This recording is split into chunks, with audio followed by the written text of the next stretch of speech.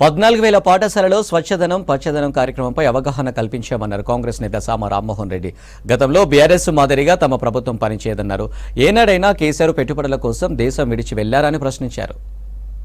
రాష్ట్రంలో స్వచ్ఛదనం పచ్చదనం అనేటటువంటి కార్యక్రమంతో మరి 14,000 పాఠశాలల్లో పిల్లలకి అవగాహన సదస్సు వెనకడికి బీఆర్ఎస్ ప్రభుత్వంలో లెక్క ఫోటోల లెక్క జస్ట్ మొక్కలు పెట్టేసారు, అటు పక్క పోగానే మేకలు మేసేసినాయని చెప్పేటటువంటి కాకి లెక్కలతో కాకుండా మరి విద్యార్థుల్లో అవగాహన సదస్సు, పరిశుభ్రత, పచ్చదనం మన జీవన విధానానికి ఎట్లా తోడ్పడతాయి, అంతేకాకుండా ఆత్మస్థైర్యం తోటి విద్యార్థులు ముందుకు ఎట్లా పోవాలనేటటువంటి ఒక కల్చరల్ మేనిఫెస్టో ఏదైతే ప్రభుత్వం తీసుకొని వచ్చిందో దీన్ని యావత్ విద్యార్థి లోకమే కాదు మరి పేరెంట్స్ కూడా స్వాగతిస్తున్నటువంటి సందర్భాన్ని నేను మళ్ళొకసారి గుర్తు చేస్తా ఉన్నా.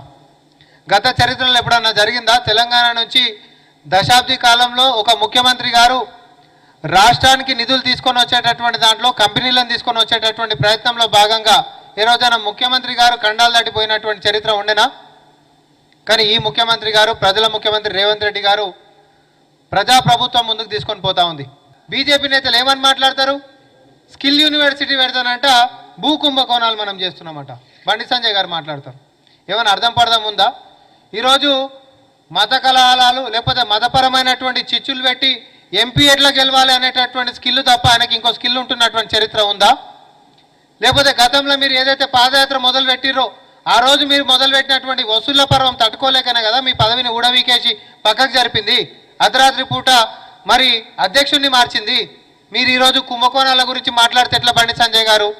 అందులో మీరు కేంద్ర మంత్రి లెక్క ఉండి ఈ రాష్ట్రం కోసం పాటుపడాలి.